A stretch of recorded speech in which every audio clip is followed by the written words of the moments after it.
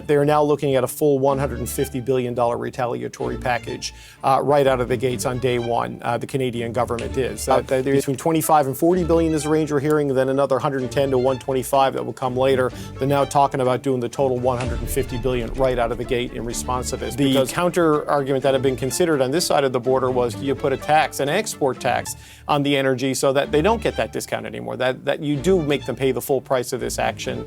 This is an unprecedented, extraordinary trade action for an indefinite and arbitrary period of time. Yeah, the fact sheet that has moved on the wires from either the Associated Press or Reuters, it says, fact sheet, President Donald J. Trump imposes tariffs on imports from Canada, Mexico, and China, addressing an emergency situation. The extraordinary threat posed by illegal aliens and drugs, including deadly fentanyl, constitutes a national emergency under the International Emergency Economic Powers Act. Until the crisis is alleviated, President Trump is implementing a 25% additional tariff on imports from Canada and Mexico and a 10% additional tariff on imports from China. Energy resources from Canada will have a lower 10% tariff. No energy carve-out for Mexico. President Trump is taking bold action to hold Mexico, Canada, and China accountable to their promises of halting illegal immigration and stopping poisonous fentanyl and other drugs from flowing into our country.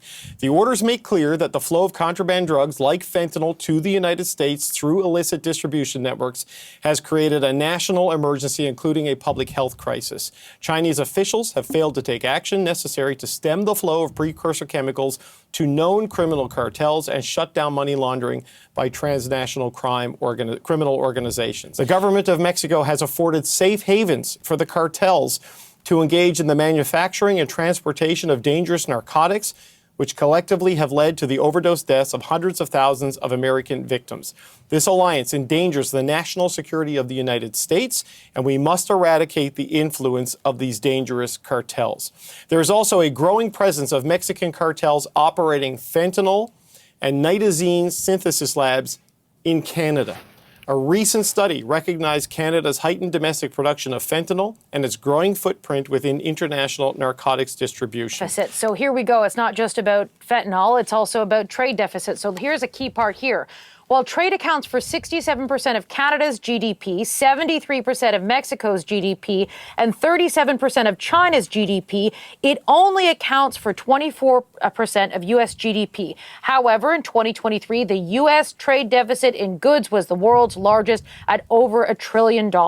Tariffs are a powerful, proven source of leverage for protecting the national interest.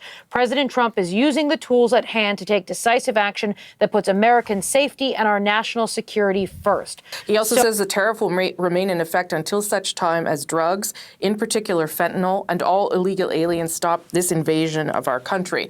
So that isn't really a timeline that we would understand. There is an alert here that the White House says there's a retaliation clause, calls for further action and likely increased tariffs. So this is what we were saying the warning was, is that if there is a retaliation from Canada or Mexico back to the United States on this, that there would be further retaliation and an increase in the tariffs from the United States. They are now looking at a full $150 billion retaliatory package right out of the gates on day one. The Canadian government is. They initially talked about between 25 and 40 billion is the range we're hearing, then another 110 to 125 that will come later. They're now talking about doing the total 150 billion right out of the gate in response to this. Because, Rosie, on its face, what this is this is an unprecedented, extraordinary trade action for an indefinite and arbitrary period of time, right, to deal with the fentanyl issue. Like, what is the metric here? What is the change? I mean, presumably,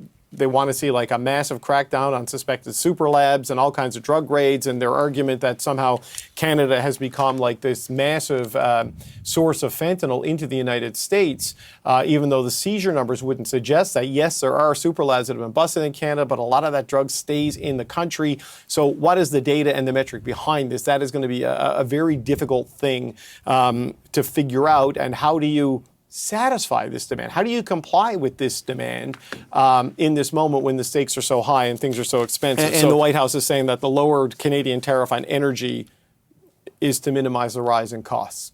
So this is interesting in that the 25% is across the board to try to use economic force to force Canada to do something to satisfy the demands of the President of the United States. We all know that that is going to lead to an increase in costs inside the United States. But to blunt against the full effect of the costs, the White House is saying this is why the tariff on energy is lower.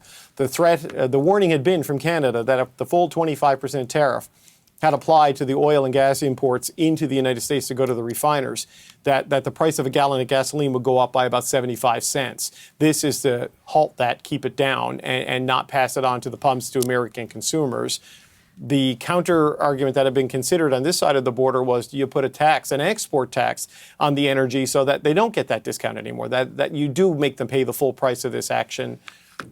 That has been a source of real division at the First Minister's table, some warnings on that because of the economic consequences here should Canada do that, given the role oil plays in the economy of Canada. And now with the retaliation clause on top of all of that, what the Prime Minister says when he finally emerges to respond to this, Rosie, is going to be very fascinating, because what a tightrope the government of Canada has to walk with a president like this taking actions like the ones we're now seeing.